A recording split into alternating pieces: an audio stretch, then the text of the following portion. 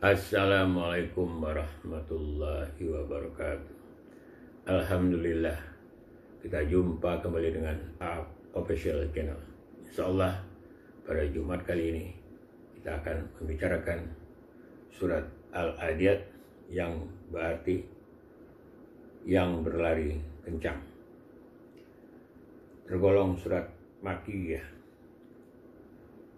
Sebab turunnya ayat ini menurut Ibnu Abbas, Rasulullah mengirimkan pasukan berkuda, namun setelah 1 bulan tidak ada kabar beritanya. Lalu Allah menurunkan surat ini yang terdiri dari 11 ayat. Adapun bunyinya adalah sebagai berikut. A'udzubillahi minasyaitonirrajim. Bismillahirrahmanirrahim. Wal 'adiyati dhabha wal muriyati qadha wal mughirati subha fa asarna bihi naq'a fa wasatna bihi jam'a innal insana li rabbih lakanud wa innahu ala zalika lasyahid wa innahu lihubbil khairi lasadid afala ya'lamu idza bu'sira ma fil qubur wa husila ma fis syudur inna rabbahum bihim yawma idzil khabir. Artinya, ayat 1, demi kuda perang yang berlari kencang dengan terengah-engah. Ayat 2, dan kuda yang mencetuskan api dengan pukulan kuku kakinya. Ayat 3, dan kuda yang menyerang dengan tiba-tiba di waktu pagi. Ayat 4, maka ia menerbangkan debu. Ayat 5, dan menyerbu ke tengah-tengah kumpulan musuh. Ayat 6, sesungguhnya manusia itu sangat ingkar, tidak berterima kasih kepada Tuhannya. Ayat 7, sesungguhnya manusia itu menyaksikan sendiri keingkarannya. Ayat 8, dan sesungguhnya dia karena cintanya kepada harta sangat bakhil. Ayat 9, maka apakah dia tidak mengetahui apabila dibangkitkan apa yang ada di dalam kubur. Ayat 10, dan dilahirkan apa yang ada di dalam dada. Ayat 11, sesungguhnya Tuhan mereka pada hari itu maha mengetahui keadaan mereka. Maha benar Allah dengan segala firman-Nya. Jadi Allah bersumpah dengan kuda. Kuda ini hewan penting, hewan yang gagah, perkasa, bersemangat, bertenaga, larinya kencang. Namun bila tidak terkendali dia akan liar. Sebagaimana juga nafsu manusia, kalau tidak dikendalikan oleh norma-norma agama, dia juga akan liar dan berkembang kepada nafsu-nafsu serakah, nafsu-nafsu yang mengarah kepada kemaksiatan. Dan di sini kuda-kuda perang ini berada dalam kendali pasukan Islam. Larinya yang kencang dan hentakan kakinya yang menimbulkan bunga api sehingga menggetarkan lawan. Debu-debu yang berterbangan itu bisa menyelimuti pandangan lawan sehingga mereka terhalang penglihatannya. Dalam kondisi seperti itu, pasukan Islam yang biasa dicontohkan oleh Nabi menyerbu pada waktu pagi sekitar jam 3 setelah Nabi sholat hajat atau sholat malam dan sebelum subuh. Di waktu-waktu itulah waktu-waktu yang singkat digunakan oleh Nabi, kemudian ditiru oleh pasukan-pasukan Islam berikutnya menyerang masuk ke wilayah pertahanan musuh dan menyediakan musuh gelabakan. Mereka panik dan kaget ya. Tidak menyangka ya, mendapat serangan yang mendadak ya, mendapat sergapan, sehingga mereka kewalahan dalam merespon atau mempertahankan diri, sehingga mereka gampang ditundukkan dan langsung masuk ke jantung pasukan lawan ya, mencari pimpinannya. Dan biasanya kalau pimpinannya sudah berhasil ditundukkan atau dibinasakan atau mereka menyerah ya, biasanya pasukannya juga akan menyerah ya, dan gampang dikalahkan. Jadi dengan secara kilat ya, dengan serbuan kilat ini ya, yang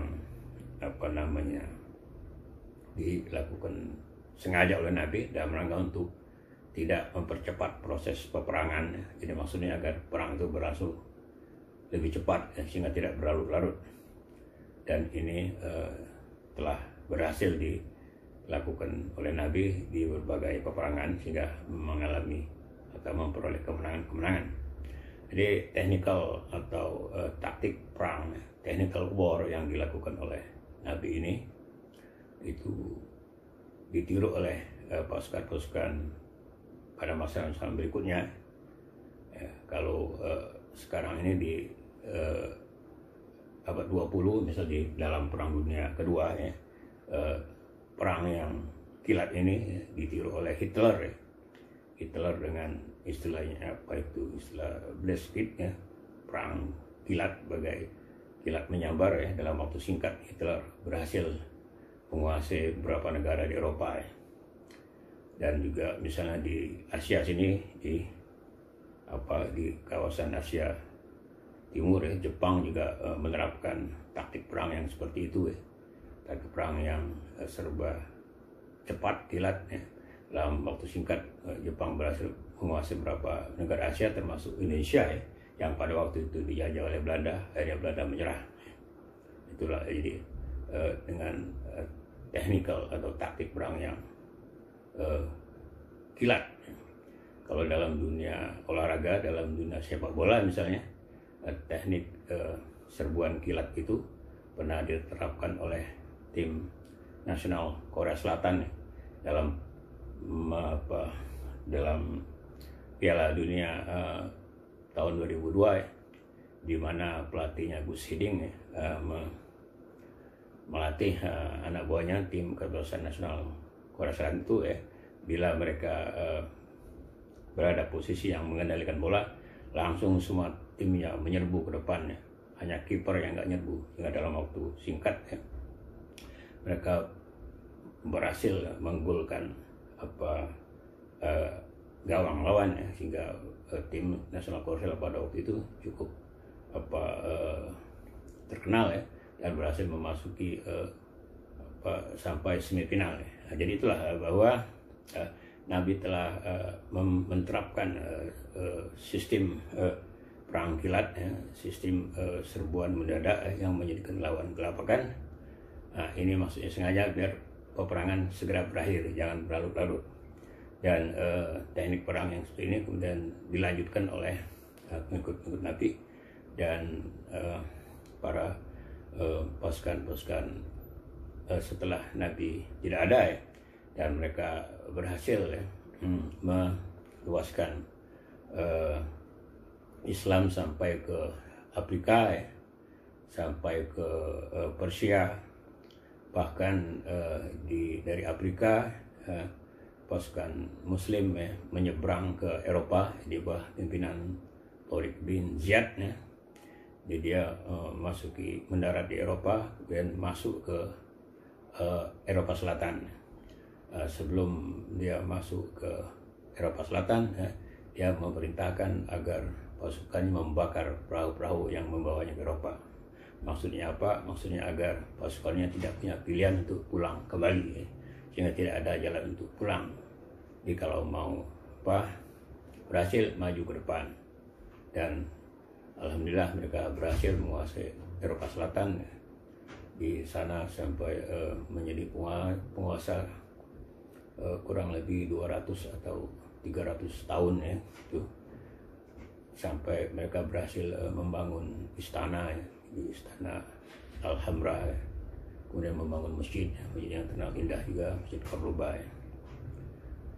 Tapi kemudian juga ya misalnya pada tahun 1453 ya, pasukan Islam ya yang di bawah komando Al-Fatih ya, berhasil menguasai Bizantium atau menundukkan Bizantium ya, di kawasan Asia Barat dan Eropa itu, kira-kira kalau di Istanbul sekarang. Jadi dulu namanya kota Konstantinopel. Kota itu berhasil ditundukkan oleh pasukan Islam yang juga pimpinan Al-Fatih ya. Jadi mereka di sana berhasil membangun suatu kehalifahan ya, sampai terus sekitar tahun 1923. Jadi kemudian karena kemenangan-kemenangan ya, karena keberhasilan-keberhasilan sehingga berbagai kebutuhan hidup terpenuhi ya, berbagai kenikmatan hidup didapat, kemudian berbagai fasilitas kesenangan dunia mereka dapat. Akhirnya mereka mulai lalai ya, mulai lupa bahwa dunia ini dan kesenangan-kesenangan yang ada ya, itu adalah pemberian Allah ya. Mestinya mereka bersyukur, tapi di sini mereka justru beringkar. Di ayat 6 dikatakan manusia itu sangat ingkar dan tidak bersyukur kepada Tuhannya. Jadi lupa diri ya. Padahal kalau bersyukur Allah akan melipat gandakan kenikmatannya itu. Dan kemudian sesungguhnya dia manusia menyaksikan atau mengakui keingkaran itu. Jadi manusia itu ingkarnya itu secara sadar. Jadi mereka tahu bahwa mereka itu mengingkari. Mereka sadar. Jadi mereka sengaja ingkar, sengaja tidak bersyukur dalam rangka memilih kesenangan dunia, dalam rangka memilih kenikmatan dunia, dalam rangka untuk memperoleh kesenangan-kesenangan yang didapat saat ini. Kalau kesenangan dunia itu kan didapat saat ini, sementara kalau kesenangan akhirat didapatkan nanti. Jadi mereka sengaja memilih kesenangan yang ada saat ini, yang langsung mau mereka nikmati. Jadi mereka ini adalah pilihan sadar, bukan pilihan yang tidak sadar ya. Karena sengaja dipalingkan oleh setan ya, dan dibisikkan dan diiming-imingi bahwa kehidupan dunia itu ada kehidupan yang serba wah ya, serba nyaman dan menyenangkan, sehingga manusia tergoda ya, atau tertipu ya, tergelincir lah pada kehidupan dunia. Nah, setelah mengalami berbagai kesenangan dunia ini, tentu saja mereka jadi lalai ya, sudah tidak mengingat Allah ya, sudah ada semacam lupa diri, sehingga kesenangan-kesenangan dunia itu menjadikan mereka cinta sekali pada hartanya, sehingga mereka sangat bakhil ya, tidak mau mengeluarkannya untuk keperluan perjuangan, misalnya keperluan untuk berbuat bersama dalam rangka syiar Islam ya. Jadi jadilah mereka cinta dunia. Kalau sudah cinta dunia tentunya ya takut akan mati. Kalau takut akan mati, mulailah timbul kelemahan-kelemahan, kelesuan-kelesuan, timbullah ketidakgagahan ya, timbullah keluyuan tidak sebagainya kuda, tidak sebagai awalnya sebagai kuda yang gagah, yang kuat, yang bertenaga. Jadi dah hilang tenaga kudanya. Nah, dalam kondisi itu akhirnya mereka berhasil dikalahkan oleh pihak lawan ya. Akhirnya di Andalusia mereka terusir ya, dari Spanyol Selatan itu ya, dari Cordoba mereka terusir, sehingga Masjid Cordoba dijadikan katedral ya. Kemudian istana mereka dikuasai oleh pihak lawan dan mereka terusir dari sana. Begitu juga di Asia Barat ya, atau di daerah Turki sekarang ya, mereka telah lalai, lemah, sehingga mereka kalah dalam bidang ilmu pengetahuan, khususnya ilmu pengetahuan tentang persenjataan ya. Jadi lawan daripada Turki yaitu Inggris dan Prancis mempunyai persenjataan yang lebih kuat ya. Mereka mempunyai senjata api ya.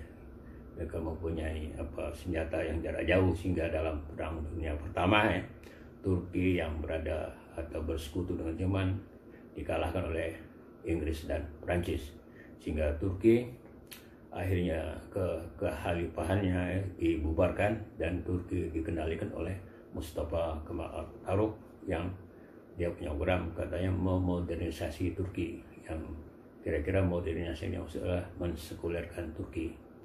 Itulah ya. Kemudian juga di daerah di daerah Irak itu mereka juga akhirnya diporak-porandakan pada tahun 12 sekian ya. Mereka diporak-porandakan oleh pasukan Mongol ya, karena mereka juga lalai ya, lemah, walaupun kemudian mereka juga berhasil ditahan oleh salah orang sultan ya.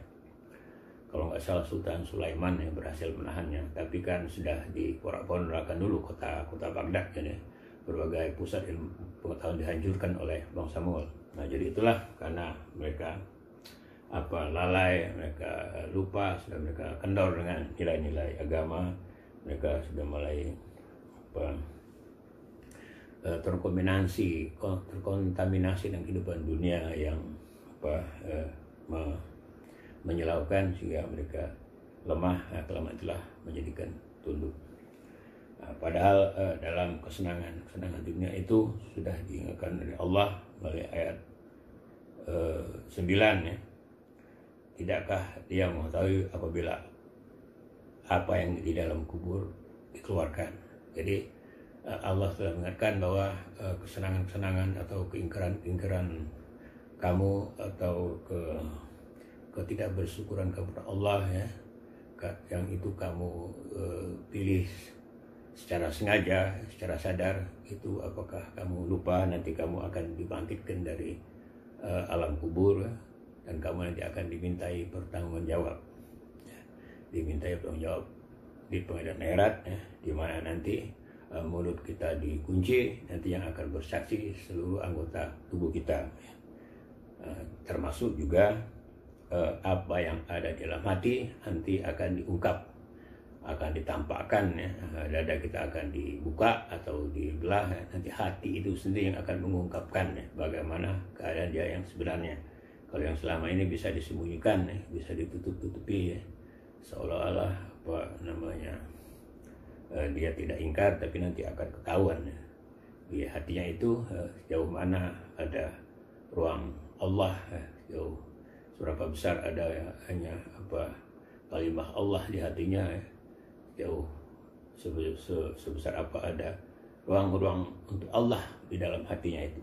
Nah, jadi itulah ya, pada waktu itu nanti terungkap semua dan Allah akan mengenali atau mengetahuinya secara teliti tentang keadaan kita manusia ini.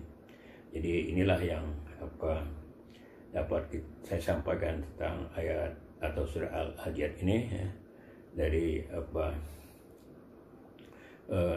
pergambaran kuda perang yang gagah ya. Jadi tadinya gagah, kemudian setelah berhasil ya, kemudian mulai lupa, mulai lalai dan sebagainya, mulai cinta dunia sehingga tidak bersyukur kepada Allah, lupa kalau nanti akan dibangkitkan kembali, dan juga nanti lupa bahwa atau tidak mengetahui bahwa apa yang ada dalam hatinya akan terungkap. Jadi mudah-mudahan ini dapat kita ambil pelajarannya ya, dan dapat kita jadikan dalam bagaimana kita menapaki kehidupan kita selanjutnya. Kurang lebih mohon maaf. Akhir kata, wassalamualaikum warahmatullahi wabarakatuh.